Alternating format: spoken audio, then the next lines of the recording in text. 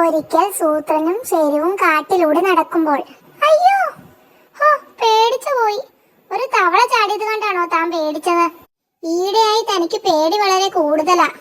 അതിനല്ലേ ആന വിചാരം? ആന വിചാരമോ? ആനയെ കുറിച്ചുള്ള വിചാരമാണോ? അല്ല, ആനയാണെന്ന വിചാരം. നമ്മൾ ഒരു ആനയാണെന്ന് വിചാരിച്ചാൽ എല്ലാ പേടിയും മാറും. സിംഹത്തെ കണ്ടാൽ പോലും നമുക്ക് പേടി തോന്നില്ല. നമ്മൾ ആനയല്ലേ, സിംഹം സൂക്ഷിച്ചു പെരുമാറൂ. He he. ആ വിചാരം സിംഹത്തിനും വേണ്ടേ? അതിന് നമ്മൾ വേറെ പ്രശ്നത്തിനൊന്നും പോകുന്നില്ലല്ലോ. ഞാനൊരു ആനയാണെന്ന് വിചാരിച്ച ഒരു സൈഡ് വഴി അങ്ങ് പോകും. വിചാരം മാത്രം മതി, നമുക്ക് ധൈര്യം കിട്ടിയാൽ പോരെ. ചിഹ്നം വിളിക്കണോ? ദേ, ഒരു പുലി വരുന്നു. പോത്തിന് പൊതുവേ പുലിയെ പേടിയാ. പക്ഷെ ഞാൻ ആന വിചാരം വിചാരിക്കും.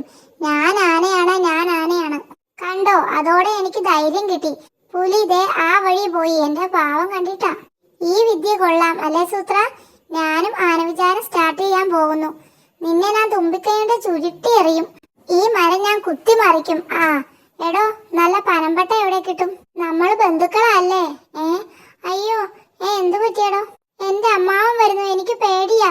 ആഹാ, അതിന് താൻ ആനയാണെന്ന് വിചാരിച്ചാ പോരെ?